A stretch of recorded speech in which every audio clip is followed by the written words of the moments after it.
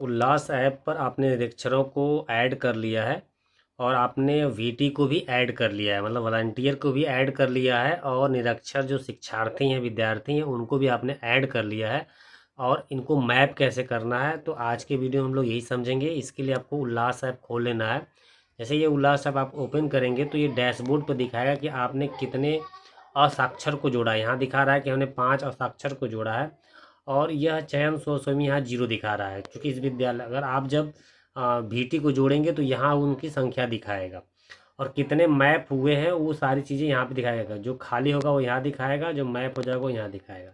जैसे अभी फ़िलहाल में ये अनमैप है, पाँचों के पाँचों अनमैप है, तो यहाँ दिखा रहा है। जब ये मैप हो जाएंगे तो यहाँ दिखा देगा। तो ये समझने के लिए, यानी एक बार फिर से आप समझें कि ये कुल जो है निरक्षरों की संख्या है, यहाँ वीटी की संख्या होती है।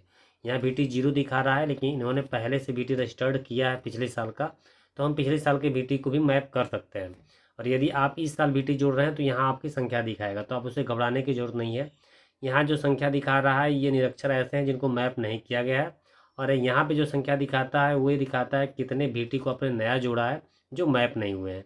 अब मैप करने का तरीका बताता हूँ कि जब ये सब कुछ आपका हो जाएगा तो नीचे टैग का ही दूसरा का जो ऑप्शन है इस पर आपको क्लिक करना है। अब जो पहला नाम है इस पर आपको क्लिक करना है, जिसको टैग करना है। तो ऊपर यहाँ दिखाएगा कि इस व्यक्ति को, ये निरीक्षर हैं, इनको टैग करने के लिए इस बॉक्स में आपको क्लिक करना होगा। और यहाँ पड़ोसी के भीतर अगर इस साल आप जोड़ते हैं तो यहाँ उनके परिवार में कोई सदस्य पढ़ा लिखा होता तो यहाँ नाम दिखा था। क्योंकि परिवार के अकेले है इसलिए यहाँ पे नाम नहीं दिखा रहा है। तो अगर आप चाहेंगे परिवार का होगा तो यहीं दिखाएगा, यहीं से मैप कर दीजिएगा। नहीं तो आपको यहाँ पे टिक करना है और इसके बाद पड़ोस के भीतर पे क्लिक करना है। यहाँ बहुत सारे लोग मिलेंगे जो पिछली साल के हैं, जो कि पीटी हैं। तो अब आप इनसे अब इनको मैप कर लेंगे। यहाँ पे क्लिक कर देंगे तो इनसे जो है वो मैप हो जाएंगे, ठीक है। और टैग पर क्लिक कर देंगे तो ये दोनों टैग हो जाएंगे और यहाँ जो सदस्यों की संख्या वहाँ से हट जाएगा। अगर आप डैशबोर्ड पे आएंगे तो अब आपको यहाँ दिखाएगा कि एक आदमी जो है मैप हो चुका है, 4 गो अनमैप है। तो इसी तरह जो है पारी पास सबको आपको मैप कर देना है। मैं दूसरे पे क्लिक करूँगा और दूसरे को भी मैप कर दूंगा, इसलिए टैग, हमेशा टैग पे क्लिक करिएगा। ध्यान रहे कि टैग पे आपको क्लिक करना है और इनके बॉक्स पे क्लिक करना है, पड़ोस के भीतर पे क्लिक करना है और जिनसे आपको टैग करना है उस पर क्लिक करना है। टैग होते चले जाएंगे। यही काम आपको सारे लोगों के साथ कर देना है। जब ये सारे लोग मैप हो जाएंगे तो मैं अंत में क्या स्थिति बनेगी वो आपको मैं दिखा देता हूँ।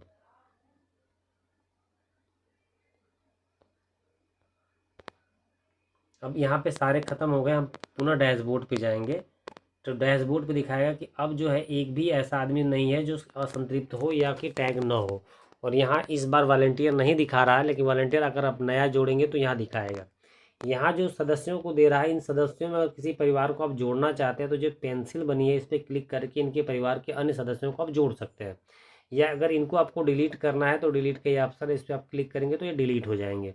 तो इस प्रकार हम जो है निरीक्षर को टैग भी कर सकते हैं और उनके परिवार के सदस्यों को जोड़ भी सकते हैं। अगर आप इस पर क्लिक करते हैं तो उनके परिवार के सदस्यों को जोड़ने का ऑप्शन मिल जाएगा।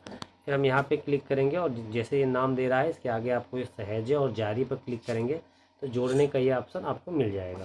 फिर सर्वेक्षण सबमिट पर क्लिक कर दीजिएगा तो इनके परिवार का सदस्य जुड़ जाएगा।